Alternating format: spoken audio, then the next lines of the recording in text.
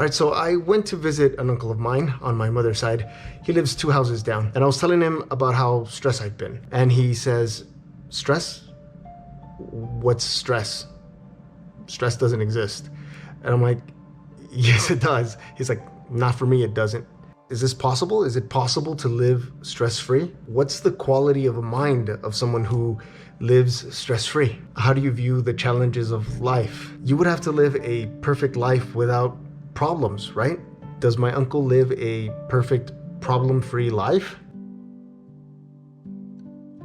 So this is an interesting question because I look up to this uncle of mine and I realize that he's gone through a lot of things. What I do know is that his wife has gone through cancer, gone through brain surgery, and I don't know what else because he keeps a lot of things to himself, right? So I asked his sister, my mom, what he was like growing up. And my mom says that my grandmother was the ass whooping type. My grandfather was more of the stoic type. He'd lecture you and give you life lessons.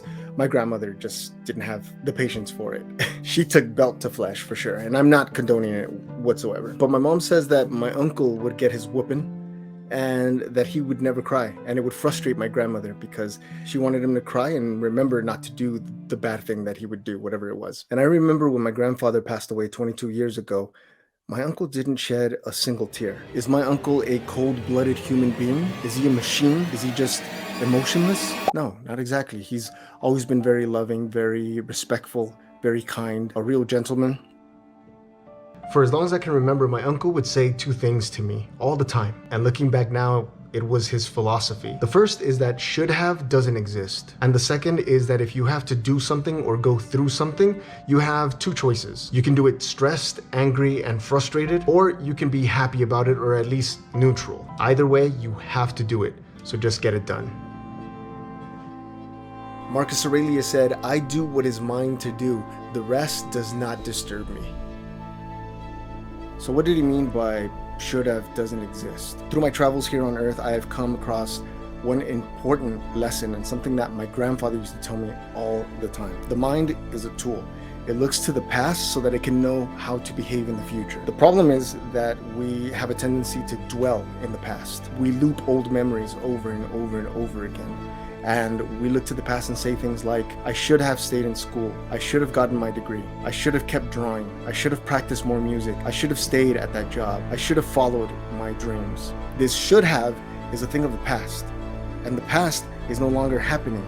It no longer exists. Should have doesn't exist. We have absolutely zero control of our past. We had control over it in the past when it was happening, which was the present moment.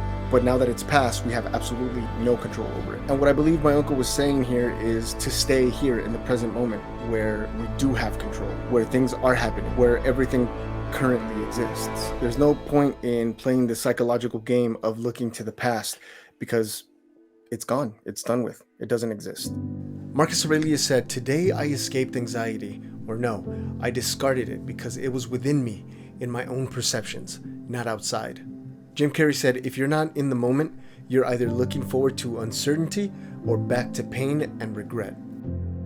The other game that the mind plays is that it looks to the future. And we look to the future to see what actions we are to take today to either avoid something or to make something happen. And frustration, anger, and stress is our mind looking to the future and worrying about something that hasn't yet happened. Also, something that doesn't exist. My uncle again is saying, come back to the present moment where everything does exist. Come back to the present moment where everything is unfolding and do what needs to get done. I want to add something to this philosophy and say that it doesn't matter what the outcome is as long as we do everything in our power to manifest a positive outcome. Whether someone else gets the job that we went after, or the house gets foreclosed, or the cars get repossessed, or our spouses leave, or our partners betray us in business, whatever happens is out of your control. You do not control the outcome. The only thing that you do control is your current action. And because you only control your actions, you got to give it all you got. You have to do your best. You have to improve yourself. You have to grow. Someone once said that energy flows where attention goes. Giving your attention to something bad that could potentially happen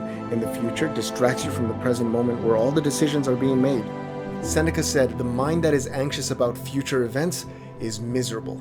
Stress, frustration, and anxiety distracts you from the present moment where all the decisions are being made that could potentially give you the future that you actually want. Seneca said, true happiness is to enjoy the present without anxious dependence upon the future.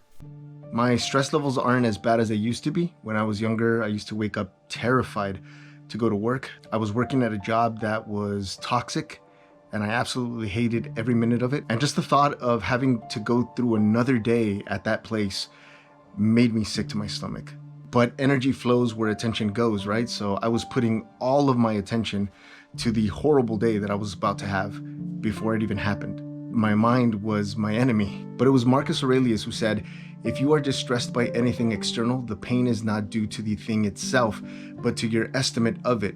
And this you have the power to revoke at any moment. When I came across this quote, I put it to practice almost immediately, accepting that I had to show up at this place and that the owner was not a kind person. And no matter what it threw at me, I was going to get through it. Telling myself that I was good at my job and that no matter what, I was going to give it my best. After a few days of doing this, my stress levels lowered and I felt like myself again. Needless to say, I eventually quit that job and I moved on to something better. To a certain degree, I want to say that my uncle was right. Stress doesn't exist, right?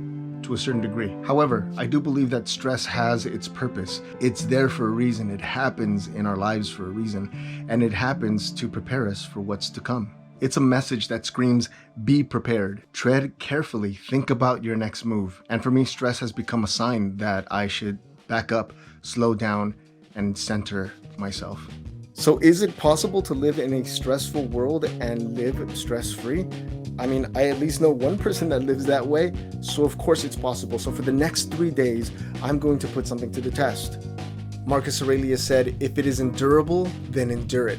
Stop complaining. I'm going to go 3 days with this attitude. 3 days without complaining. 3 days on focusing only on what needs to be done and doing it without a single complaint. Do you think you can do it? Well, I'm challenging you now. Let me know in the comment section down below if you're in, and if you like the content on this channel, click that like button. I'll see you on our next adventure. Peace.